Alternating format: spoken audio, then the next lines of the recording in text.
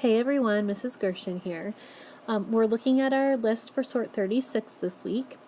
We have some headers this week where you are going to notice you have some silent sounds at the very beginning of our words.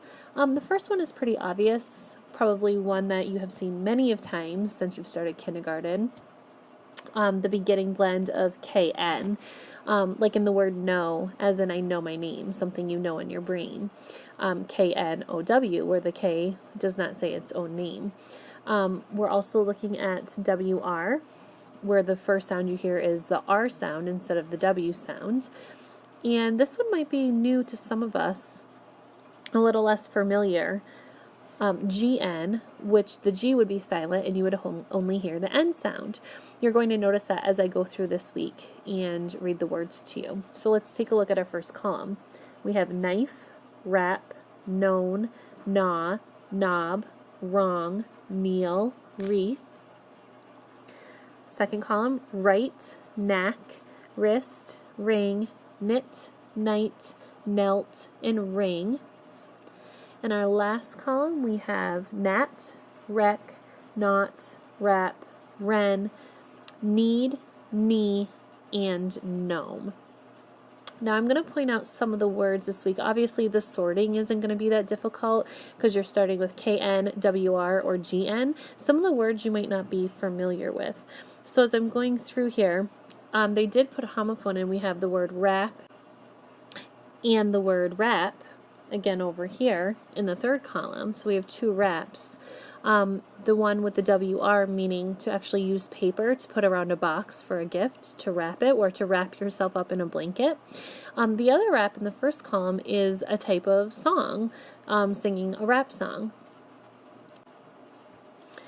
So looking at the meanings for some of the other words that you might not know or might not have come across in your reading or heard your parents say in conversation, possibly the word gnaw.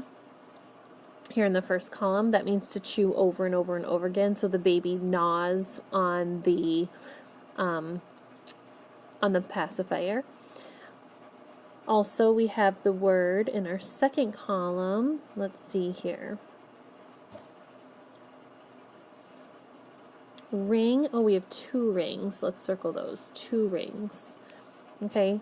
The first ring would be something you wear in your finger or like to ring the doorbell. The second ring is to use your hands and twist something. For instance, if you want to wring out your washcloth, you use your hands and you twist in opposite directions to get the water out. You wring out your washcloth. Now I'm looking at my third column, our word gnat, which is one of our bold words. That's a type of little bug, almost like a little fly. And then I'm looking at the word wren. That's a type of bird. The next word, need. That's not I need something, I need to have it. Need is using your hands, like say you're making bread and you push using your hands onto the dough to kind of get it to form shape. That's kneading. Or sometimes cats knead. If you ever see a cat like hop up onto a blanket, it uses its paws to push over and over and over again.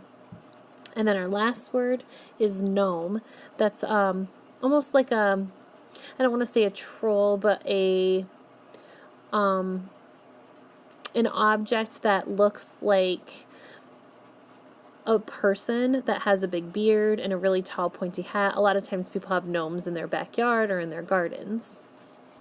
So looking through our words this week, like I said, the sorting is going to be pretty easy. You do have a couple words that have R's in the beginning, like wrap and ring. We talked about those. So you're going to pull those over into your oddball section. The rest of the sorting itself will be pretty easy. You will need to understand and know the meanings of the words. So if you have any questions, please raise your hand and ask me, or you can ask your parents at home. All right, you can get your scissors and happy sorting.